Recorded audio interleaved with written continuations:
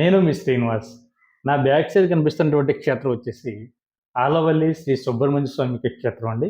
దీనినే పాముల మలవరం అని, ఏకే మలవరం అని కూడా పిలుస్తూ ఉంటారు. ఈ మధ్య కాలంలో శ్రీ చాగంటి కోటేశ్వరరావు గారు ఈ ఆలవల్లి సుబ్రహ్మణ్య స్వామి యొక్క క్షేత్ర మహిమ గురించి అనేక ప్రవచనాల్లో చెప్పడం వల్ల చాలామంది మిత్రులు అడుగుతున్నారండి. ఈ క్షేత్రం ఎక్కడ ఉంది? ఏ విధంగా రావాలి? ఈ క్షేత్రానికి వచ్చినప్పుడు నైట్ స్టే చేయడానికి అకామిడేషన్ అన్నది అందుబాటులో ఉంటుందా? ఫుడ్ అన్నది ఎక్కడ దొరుకుతుంది అని ఇటువంటి ఎన్నో క్వశ్చన్స్ అడుగుతున్నారండి. ఈ వీడియోలో నేను మీకు పూర్తిగా ఈ ఆలవెల్లి శ్రీ సుబ్రహ్మణ్య స్వామి యొక్క క్షేత్రానికి ఏ విధంగా రావాలి అనేటువంటి విషయం చెప్తానండి. మనకి పిఠాపురం నియోజకవర్గం, పిఠాపురం నుండి సుమారుగా ఒక 14 కిలోమీటర్ల దూరంలో మనకి ఆలవెల్లి మల్లవరం ఉందండి. మీరు పిఠాపురం వచ్చిన తర్వాత ఒకవేళ మీరు బై రోడ్డు ద్వారా వచ్చినట్లయితే మనకి నేషనల్ హైవే 216 ఉందండి. 216 మీద మీరు బైపాస్ నుంచి వచ్చినట్లయితే అంటే అన్నవరం వెళ్ళేటువంటి రూట్ అండి. మీరు గొల్లపోలు మండలం చేబోలు గ్రామానికి సుమారుగా ఒక 6 కిలోమీటర్ల దూరంలో పాముల మలవరం ఉంటుందండి.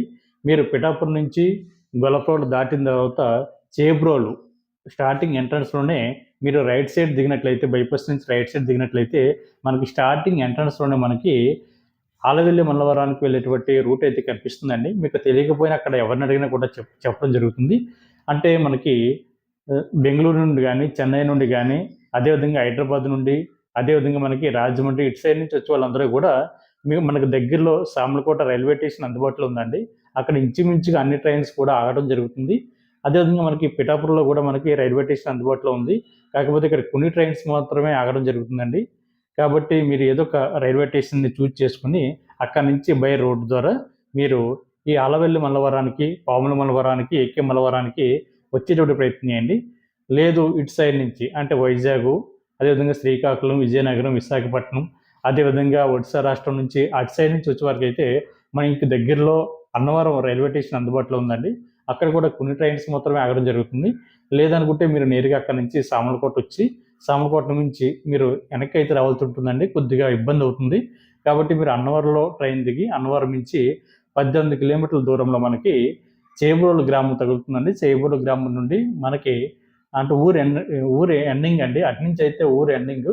అక్కడి నుంచి మీరు ఆలవెల్లి మల్లవరం గ్రామానికి అయితే చేరుకోవడానికి అవకాశం ఉంటుందండి.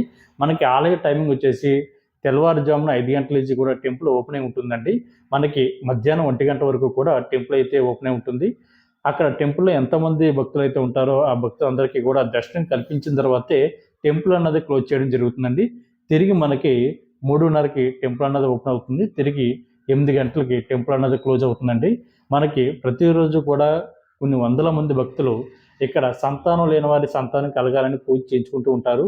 అదేవిధంగా పెళ్ళి కొంతమందికి లేట్ అవుతూ ఉంటుందండి. అదేవిధంగా నాగదోషం కానీ ఇటువంటి పూజలు ఏవైతే ఉన్నాయో అన్నీ కూడా ఈ క్షేత్రంలో చేయడం జరుగుతూ ఉంటుంది. సుదీర్ఘ ప్రాంతం నుండి వచ్చేటువంటి భక్తులు ఎవరైతే ఉన్నారో మీరు నైట్ స్టే చేయడానికి టెంపుల్లోనే మనకి పక్కనే అకామిడేషన్ కూడా ఏర్పాటు చేయడం జరిగిందండి. మీరు అక్కడ నైట్ స్టే చేసి తర్వాత తెల్లవారుజామున లెగిసి పూజ చేసుకోవడానికి సకల సదుపాయాలు కూడా వీళ్ళు ఏర్పాటు చేయడం జరుగుతుందండి.